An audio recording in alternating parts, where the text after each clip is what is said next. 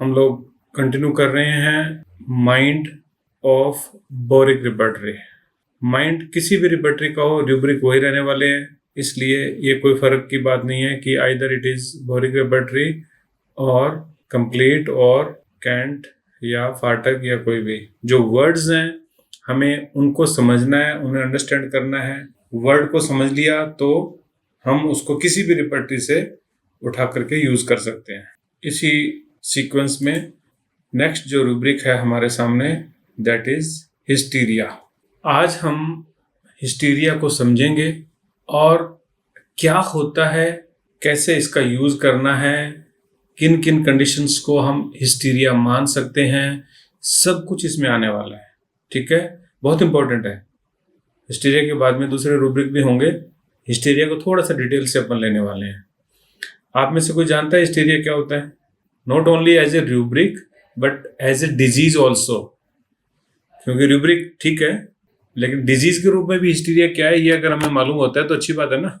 आज जो अपन अभी डिस्कस करने वाले हैं ये बहुत इंपॉर्टेंट है, और इफ नॉट टू मच तो अगर हम 100 पेशेंट देख रहे हैं तो 5 पेशेंट तो हिस्टीरिया के उसमें से मिल जाएंगे।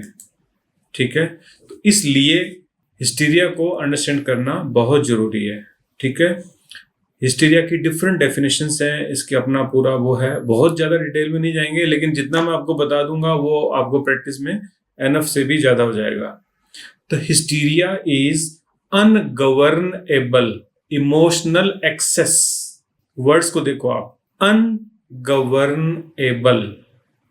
Emotional access. इमोशन क्या है वो हम कर चुके हैं इसी रिपर्टरी के रूब्रिक्स की कड़ी में। इमोशंस किसको कहते हैं वो हम कर चुके हैं, आप को जरूर याद होगा, नहीं तो फिर ये चीज यूट्यूब के उसमें आ जाएगी तो आप वहां से उठा सकते हैं। तो अनगवर्नेबल ये वर्ड है, बहुत इंपॉर्टेंट है, एंड एक्सेस ये 2 वर्ड है। इमोशन जो अनगवर्नड है और एक्सेस है। अनगवर्नेबल यानी कि उसको कंट्रोल नहीं किया जा सकता, ना पेशेंट के द्वारा ना ही अटेंडेंट के द्वारा। Ungovernable and access. एक्सेस की क्या डेफिनेशन है? जैसे मान लो कोई व्यक्ति रो रहा है, दुखी है, तो ये एक्सेस है या नॉर्मल है, इसका पैरामीटर कहां से आएगा? ये एक्सेस है, ये कहां से आएगा? क्योंकि डेफिनेशन में ये चीज लिखी हुई है तो उसको पूरा तो करेंगे ना। तो अनगवर्नेबल यानी कि उसको गवर्न नहीं किया जा सकता, कंट्रोल नहीं किया जा सकता। एक्सेस का मतलब होता है मोर देन यूजुअल। अब यहां आपका जो अपना डिस्क्रिशन पावर है, अपने तर्क की शक्ति है, सोचने समझने और एनालिसिस करने की क्षमता, उसको आपने यूज करना है। और उसका जो पैरामीटर है वो भी होता है कि क्या हम खुद स्वस्थ हैं क्या। अगर हमारा माइंड स्टेबल है, हम हेल्दी माइंड के धनी हैं, तो ही हम कोई चीज को एक्सेस या लेस या व्हाटएवर जो है वो अपन जजमेंट ले सकते हैं। ठीक है, तो एक्सेस और लेस की कोई फिक्स्ड डेफिनेशन नहीं है, लेकिन यूजुअली जो चीज नहीं होती है वो हो गया एक्सेस, या यूजुअली जितना होना चाहिए उससे भी कम है तो वो लेस हो गया। ठीक है, तो इसकी डेफिनेशन ये होती है कि 2/3 पॉपुलेशन किसी भी कंडीशन में जो रिएक्शन देती है वो नॉर्मल है। जिस तरह से एक क्लास में कुछ बच्चे ऐसे हैं जिनकी 90+ % आ रही हैं, कुछ बच्चे ऐसे हैं जो 50% से भी लेस स्कोर कर रहे हैं, तो most of the children falls between 50 to 90% of marks. तो ये यूजुअल है कि इतने नंबर आना या 60 to 90% स्कोर करना इज नॉर्मल। जो ज्यादा एक्सट्रीम में जा रहे हैं वो भी अब नॉर्मल है, और जो फ्यू 1/6 जो नॉर्मल, जो 1/3 से अगर डिवाइड कर देंगे 2 में तो 1/6 जो बहुत कम जा रहे हैं स्कोर करके वो भी अब नॉर्मल हो गए। तो यहाँ पे इमोशनल एक्सेस, जहां अगर कोई नुकसान हुआ, दुख हुआ, कुछ भी हुआ, इमोशंस जो भी अपन ने कर चुके हैं वो सारी खुशी गमी ये वो यूजुअल से ज्यादा है, ये हमें अपने माइंड से डिस्क्रिशन पावर से जजमेंट लेनी है। ungovernable emotional excess and can refer to a temporary state of mind or emotion. Temporary, ये टेम्परेरी होगा, माइंड की वो स्टेट टेम्परेरी होगी, वो उसका स्थायी बिहेवियर पैटर्न नहीं है। स्टेट ऑफ माइंड और इमोशन की वो टेम्परेरी स्टेट है। कंप्लीट हो गई definition. Ungovernable emotional excess and that can refer to temporary state of mind और इमोशन। ठीक है, ये इसकी डेफिनेशन है। और भी आगे चलेंगे, इसको समझना है। देखो, बहुत पहले क्या था कि फीमेल 19th सेंचुरी के आसपास तक फीमेल इसकी मेन पेशेंट्स होती थी, उन्हें ही प्रॉब्लम होती थी, और उन्हें अगर डायग्नोसिस करना होता था कि ये अगर हिस्टीरिया है तो वो उनके फिजिकल सिम्टम के बेस पे कर दिया जाता था।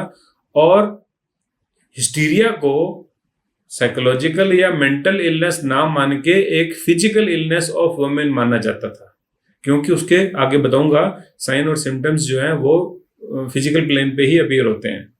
बाद में जब साइकोलॉजी में स्टडीज हुई, खूब आगे बढ़े, तो ये इसका चेंज होकर के इसको बना दिया गया एक मेंटल कंडीशन। अब सवाल उठता है कि हिस्टीरिया में पेशेंट को होता क्या क्या है, पेशेंट क्या कहेगा या क्या हम ऑब्जर्व करेंगे। तो इमोशनल इंस्टेबिलिटी है पेशेंट के अंदर कि नॉर्मल से ज्यादा, एक्सेग्रेटेड वर्ड यूज कर लो इसके लिए, एक वर्ड में सब कुछ आ जाएगा। अगर कुछ भी एक्सेग्रेटेड है, नॉर्मल से ज्यादा है, क्या क्या है? लाफ्टर है, वीपिंग है, फियर है, सोरो है, कुछ भी जब एक्सेग्रेटेड है। अब एक्सेग्रेटेड किसको बोलते हैं? बढ़ा चढ़ा के अपीयर करना, बढ़ा चढ़ा के। हंसी है, नॉर्मल हंस लिए, और एक ऐसा हंस रहा है कि पूरे रूम में उसी की हंसी दिख रही है, कुछ नहीं सोचने की जरूरत, ये हिस्टीरिया है। चाहे उसको बाकी प्रॉब्लम हो या ना हो, हमें एज ए रूब्रिक इसको लेना है। ऐसा ही कोई लोग रोते हैं तो पूरी ज्यादा आवाज करके रोते हैं, कोई लोग रोते हैं सुबक के रोते हैं, नॉर्मल रोते हैं। ठीक है, तो जब बहुत ज्यादा लाउड, उसमें एक्सग्रेशन में ज्यादा है, लो वाले में नहीं है। देखो ध्यान रखना कि जो कम बिल्कुल अपना एक्सप्रेस करेंगे इमोशन को, वो नहीं है इसमें एक्सग्रेटेड ही है, बढ़ा चढ़ा के करने वाले ही है।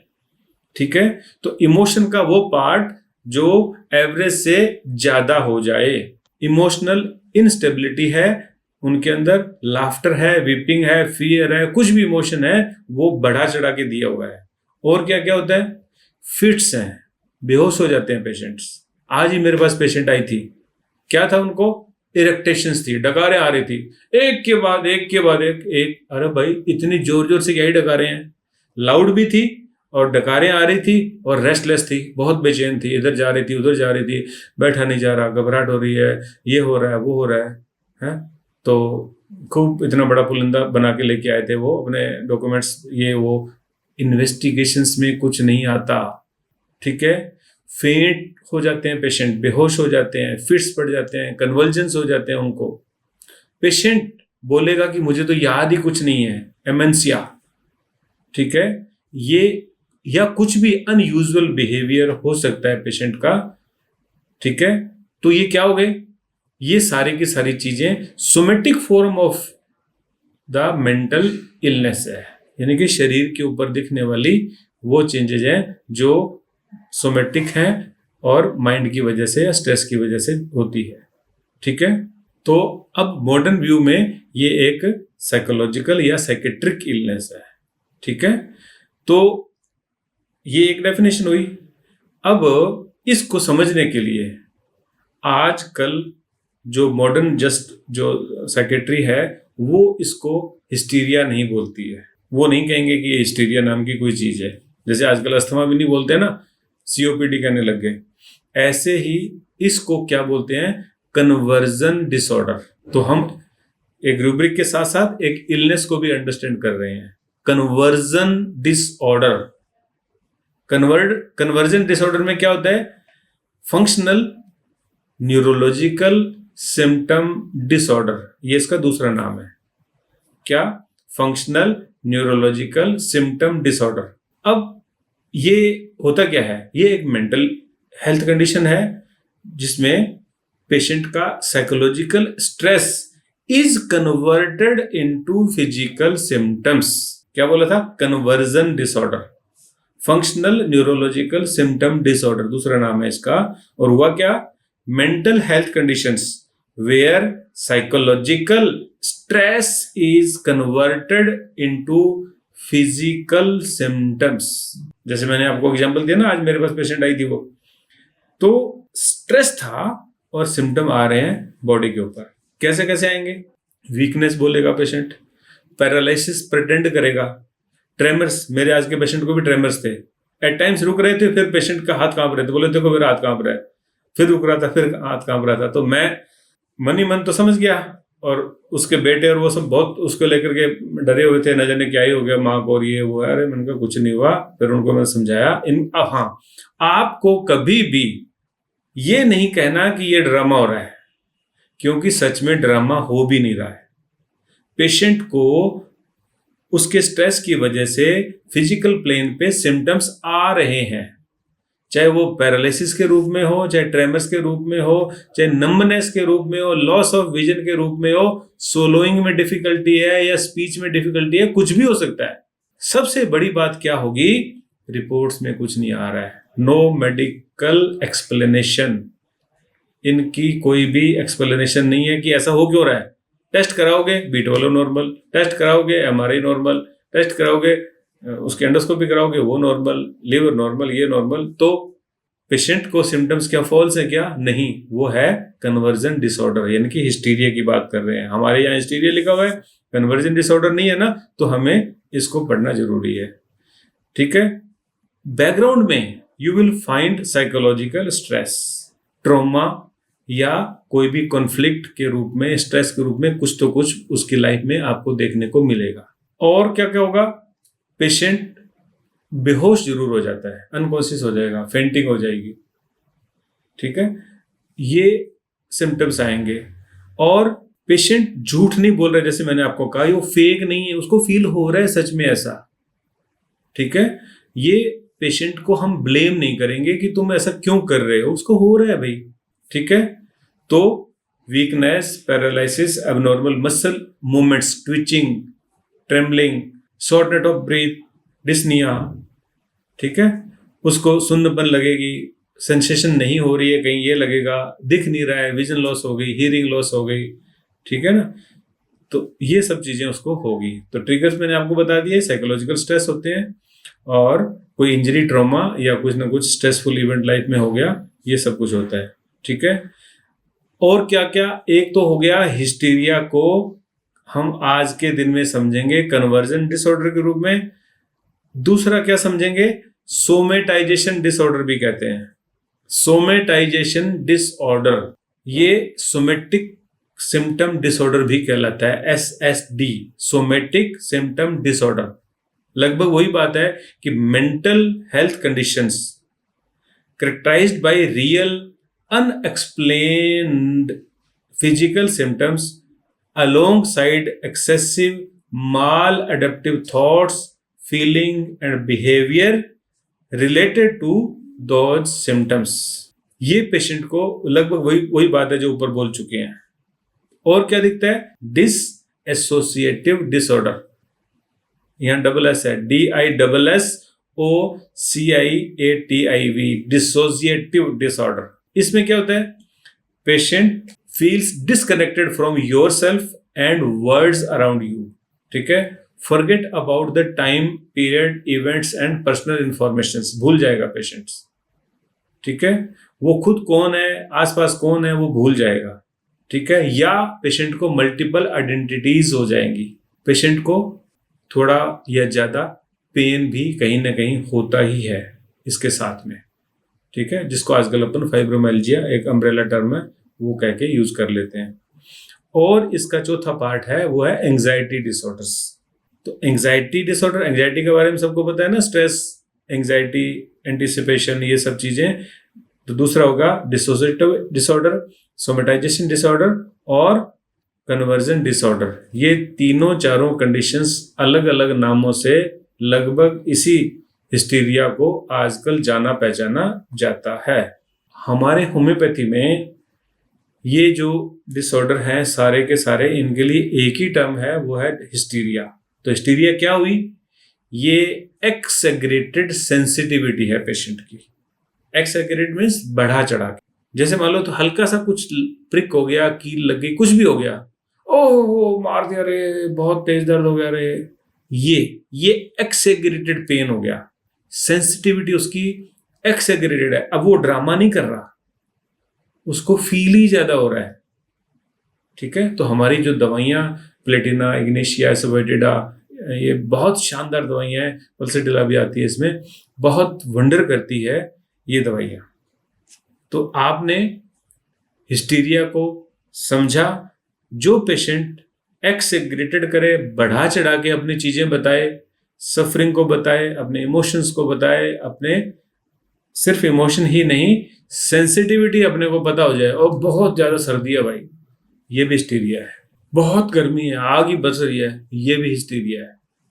तो सिर्फ इमोशन नहीं, आप सेंसिटिविटी को भी फील करोगे। बहुत टाइट है मेरा गला, है ना, ये जो भी कॉलर वॉलर पहनी है बहुत टाइट है, तो आप नोट करोगे कि जो ये मेडिसिन हैं, पल्सेटिला, इग्नेशिया, लेकेसिस, ये बहुत सेंसिटिव ड्रग्स हैं।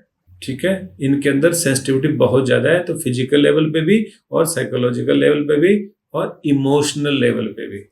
एक्सग्रेशन जहां आ गया वो हिस्टीरिया आ गया। शानदार रूब्रिक है, बहुत काम आता है बहुत सारे पेशेंट की। सिर्फ और सिर्फ ये जो 4 लाइन के अंदर 30-35 दवाइयां हैं, इनमें उनकी दवाई आ जाएगी।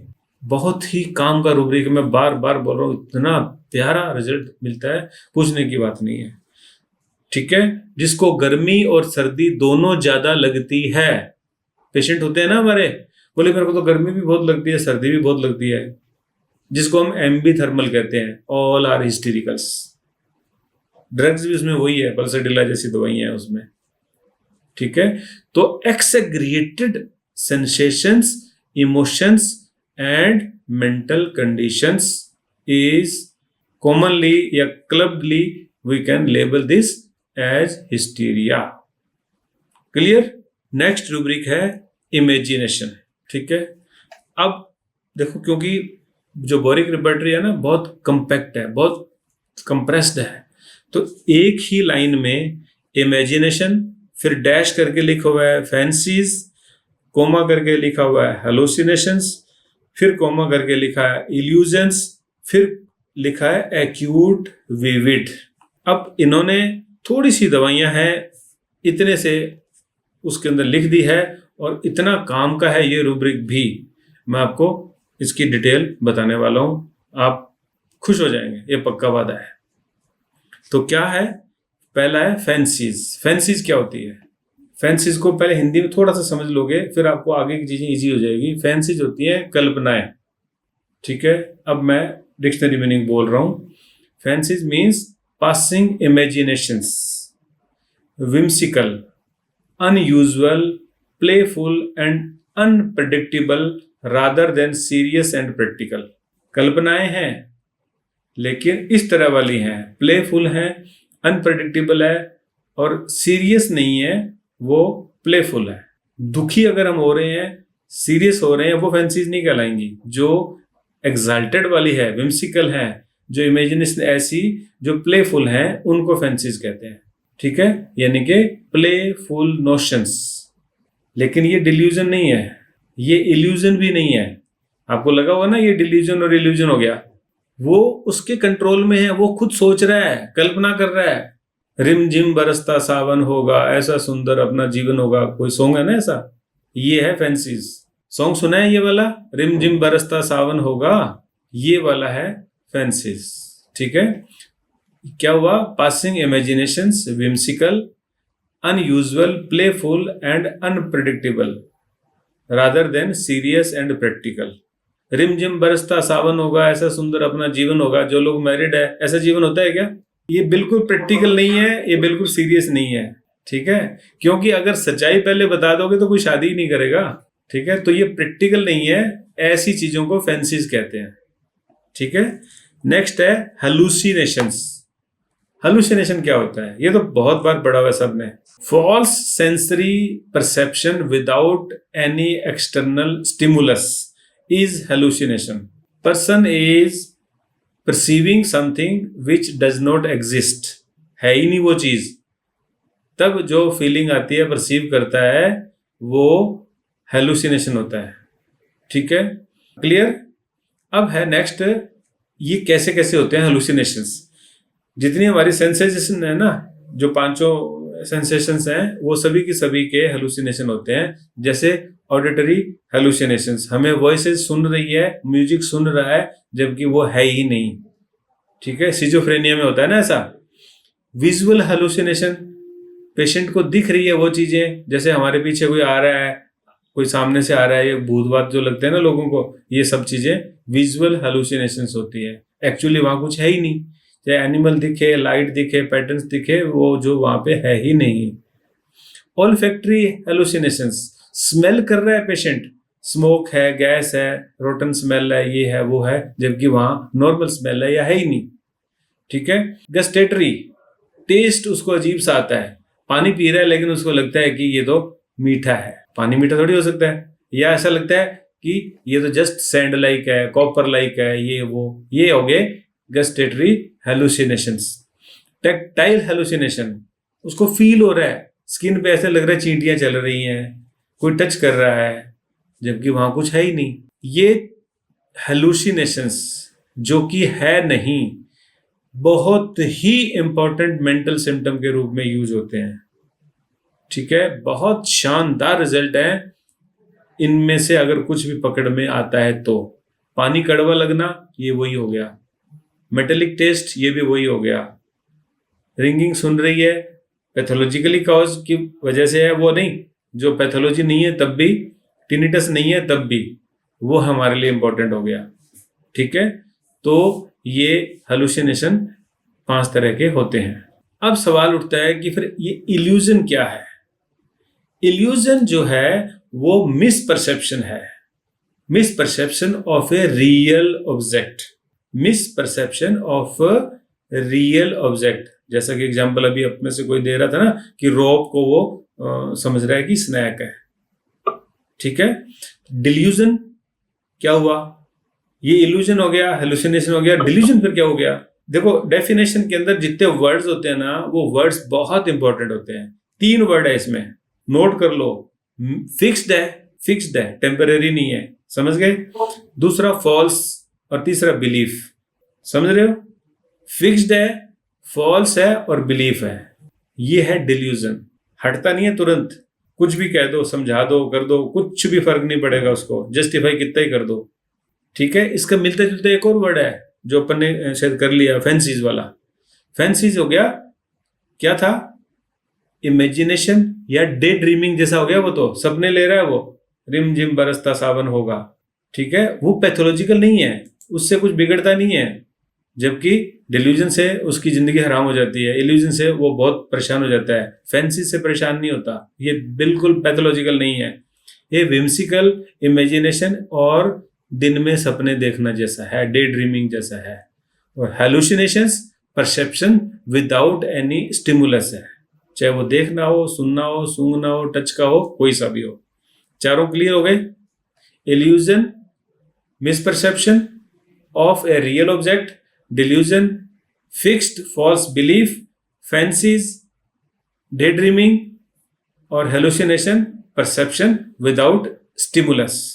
तो जो ये इल्यूजन है ना, ये इल्यूजन होता है सेंसरी एरर, सेंसरी एरर है, उसको सेंस सही नहीं हो रहा है, जबकि वो रस्सी को सांप समझ रहा हो, ये सेंसरी एरर हुआ। ठीक है, और डिल्यूजन, डिल्यूजन हो गया थॉट का एरर, उसको लगता है कि लोग मेरे बारे में बात कर रहे हैं, लोग लगता है कि मैं सुंदर नहीं दिख रहा हूं, लगता है, ये लगता है, ये क्या हो गया? ये उसका थॉट का एरर हो गया, ये सेंसरी एरर नहीं है। तो ये फॉल्स हो गया। और फिक्स्ड बिलीफ है, स्ट्रॉन्ग कन्विक्शन है उसका, डिस्पाइट एविडेंस उसको समझ में नहीं आएगा कि ऐसा नहीं है। इल्यूजन वाले को समझ में आ जाएगा, अच्छा सॉरी, मैं समझा था ये सांप है, ये नहीं मानेगा, नहीं, लोग मेरे बारे में जरूर बातें कर ही रहे होंगे, मैं सुंदर नहीं हूं। तो इनका एक सिंपल कंपैरिजन अगर हम इल्यूजन और डिल्यूजन का करें तो इल्यूजन एक miss interpretation of real object हो गया और डिल्यूजन फॉल्स बिलीफ है विदाउट बेसिस ऑफ रियलिटी। उसको लगता है ऐसा और वो बोलता है, हम तो बोलेंगे उसको लग रहा है, उसको लग रहा है कि ये रात है दिन नहीं है, तो वो ये नहीं बोलेगा कि मुझे लग रहा है कि ये रात है, वो बोलेगा रात है। समझ रहे हो मेरी बात को? यहाँ पे लगता है वर्ड वो नहीं बोलेगा, हमें लगेगा क्योंकि हमें रियलिटी पता है कि उसको ऐसा लग रहा है। समझ रहे हो? वो पेशेंट तो फिक्स्ड है और वो बिलीव उसका पक्का है और वो कुछ भी उसको एक्सप्लेन कर दो, समझा दो, बुझा दो, वो ठीक नहीं होने वाला है। ठीक है, वो है डिल्यूजन। ठीक है, ये थॉट का डिसऑर्डर है, उसके विचारों में गड़बड़ी हो गई है, उसको रोंग हो गया उसका सोचने का तरीका। सेंसरी एरर है ओनली, उसको देखने में भ्रम हो रहा है, वो इल्यूजन है। ठीक है ना? तो जो इल्यूजन है ना उसको तो करेक्ट किया जा सकता है, लाइट जला के, टॉर्च दिखा के, छू के, हिला के, देख लो ये नहीं है, ओहो सॉरी मुझे लगा था ऐसा है। लेकिन डिल्यूजन को तो कुछ ही कर लो, कितने लॉजिकल दे दो, कितनी रीजनिंग कर दो, उसको कोई फर्क नहीं पड़ने वाला। क्लियर हो गया? तो इल्यूजन रोंग परसेप्शन है, डिल्यूजन रोंग बिलीफ है। अगला वर्ड इसमें लिखा हुआ है acute vivid. Acute and vivid, ये पूरा मिला के एक सेंटेंस बनेगा, एक रूब्रिक है ये सारा, अब तक जितना पढ़ रहे हैं ना अपन। इमेजिनेशन, फैंसीज, हेलुसिनेशंस, इल्यूजन्स, और आगे लिखा हुआ है एक्यूट विविड। एक्यूट विविड क्या हुआ? ये दोनों एक वर्ड है, एक्यूट विविड, लेकिन समझने के लिए तोड़ना पड़ेगा। एक्यूट का मतलब क्या हो गया? शार्प, इंटेंस, सडन ऑनसेट वाला और शॉर्ट ड्यूरेशन वाला, जो अपने को पता है वो एक्यूट हो गया। Sudden onset, short duration, intense and sharp, acute. Vivid क्या होता है? Bright, clear, striking, strongly impressed on the mind और सेंसेस, उसका प्रभाव इतना ज्यादा। तो मिला के देखेंगे तो क्या बन जाएगा? Intensely, clear and strongly felt in A short and sharp way. Intensely, clearly and strongly felt in sharp and strong way। अब चलो वापिस रूब्रिक पे। Imaginations, fancies, hallucination, illusions, acute vivid. ये रूब्रिक को तब यूज करना है जब उसकी फैंसीज, उसके हेलुसिनेशंस, उसके इल्यूजन्स, डिल्यूजन नहीं है इसमें, illusions intensely, clearly and strongly felt किए गए हों पेशेंट के द्वारा। Intensely, clearly and strongly felt in short and sharp way by the patient, तब ये रूब्रिक को यूज करेंगे। और medicines are only almost less than 20 होते हैं ऐसे पेशेंट जिनमें ये मिलेगा। हाँ, को कैसे समझते हो एग्जाम्पल से? किसको? अरे पेशेंट के अंदर वो चीज यूं प्रोब करने से नहीं आएगी, सामने ही आ जाएगी।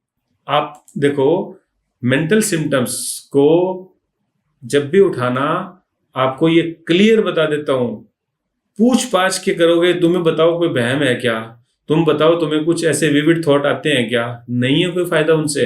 पेशेंट बोलेगा खुद से कि मैं कुछ भी पहन लूं मेरा तो दम घुटता है, इतना टाइट लगता है। ये इंटेंसिफाइड होगी उसकी फीलिंग, ये हो गया हिस्टीरिया। यहाँ पे थॉट की बात है, पेशेंट बीमार पड़ा हुआ है, उसको फीवर है, वो बोलेगा मुझे लग रहा है मेरे बेड के ऊपर जो है ना सांप है, या ये जो है ना उधर लाइट में ये हो रहा है, तो ये एक्यूट है ना। पेशेंट आके कंप्लेंट ही यही करेगा, एक्यूट है, क्लियर है, स्ट्रोंग है। तो एक्यूट, क्लियर और स्ट्रांगली फेल्ट बाय पेशेंट तो बिल्कुल सामने आके बताएगा ना, वो तो बुखार की बात ही नहीं करेगा, पहले इनकी बातें करेगा।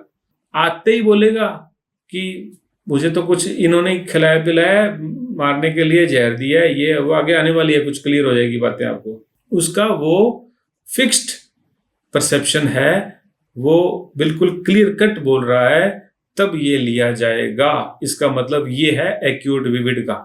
दोबारा से बोलता हूं, आपको समझाना बहुत जरूरी है। Imaginations, fancies, hallucinations, illusions, acute and vivid, जब ये एक्यूट और विविड है तब लेना है बोरिक कंसेप्ट से। हम कंसेप्ट की बात साथ में करेंगे सो दैट कि कंफ्यूज ना हो, जबकि दूसरी रिपर्टरी में उनका कंसेप्ट वो जाने, जब वो पढ़ेंगे तब बता देंगे। अब जैसे जो स्ट्रामोनियम ड्रग है उसमें मोनेस्टर्स देखता है पेशेंट, डार्कनेस से, लाइट से, फ्राइट से, उनसे उनको डर लगता है। बेलेडोना के अंदर ग्लेरिंग आइज है, डिलीरियम है, पेशेंट ज़्यादा बात करता है, रेडनेस ऑफ आइज है, वो डरता है, वो भागता है, वो चिल्लाता है। कैनाबिस इंडिका के अंदर हमने पढ़ा था ना एक्यूट में, जब हमने डॉक्टर विजयकर के एक्यूट चार्ट को डिस्कस किया था, वहाँ पे वो साइंस की बातें करेगा, स्पेस की बातें करेगा, इमेजिनेशन अलग अलग तरह की करेगा। तो ये अलग होगी ना चीज़ें, और वो बात वही कर रहा है, वो बात बुखार की कर ही नहीं रहा है, फीवर के बारे में वो कुछ नहीं कह रहा। अब इसके सब रूब्रिक्स देखोगे तो आपको ये रूब्रिक क्लियर हो जाएगा। अब है, देखो इसमें डिल्यूजन नहीं है, देखो क्लियर कर लो इस बात को, बोरिक रिपर्टरी में डिल्यूजन नहीं है, और उन डिल्यूजन को ही इन्होंने इसी के हेडिंग में शामिल किया हुआ है, इनकॉर्पोरेट किया हुआ है। रूब्रिक है away from home must get there, ठीक है, क्लियर अपने आप में। पेशेंट को लगता है कि वो घर से दूर है और उसे घर जाना चाहिए। Bed occupied by another person, ठीक है, बेड पे ऑक्युपाइड है कोई दूसरा पर्सन, क्लियर है। बेड सिंकिंग, इमेजिनेशन है उसको ऐसी कि बेड सिंक कर रहा है, यानी कि डूब रहा है। बेड टू हार्ड, आर्निका वाला याद करो क्या था, imaginations, fancies, hallucination, illusions, acute, vivid, bed too hard. Patient आके बुखार की बात ही नहीं करेगा, टाइफाइड की बात ही नहीं करेगा, कहेगा बेड बहुत, मेरे को तो पत्थर हो गया मेरा शरीर इस पे लेटे लेटे, बेड बहुत हार्ड है, कितना ही कुछ कर लो, मेरे को तो ऐसा पेन हो रहा है बैक में। तो ये हो गया ना, बेड इज टू हार्ड, ठीक है।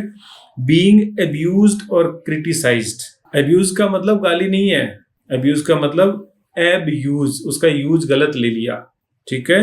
क्रिटिसाइज्ड, अब्यूज गलत यूज ले लिया, और गाली भी है, और साथ में क्रिटिसाइज्ड भी है, उसकी आलोचना कर दी, उसको लगता है, डॉक्टर इन लॉ को लगता है कि शी इज अब्यूज्ड और क्रिटिसाइज्ड, मैं कुछ भी कर लूं मेरे काम को कोई प्रेज नहीं करता है, और बल्कि हमेशा कमियां ही निकालते हैं, उसको लगता है ये फिक्स है उसके माइंड में, और जबकि ऐसा है नहीं। जब नहीं है और पेशेंट को लग रहा है तब ये वाले रूब्रिक लग जाएंगे। मतलब दूसरे व्यक्ति को लगता है अरे भाई हम तो कुछ कहते हैं नहीं, हम तो बड़ा प्यार से रखते हैं, ये है वो है, और उसको लगता है ये वाला, तो ये वाला हो जाएगा रूब्रिक, क्लियर।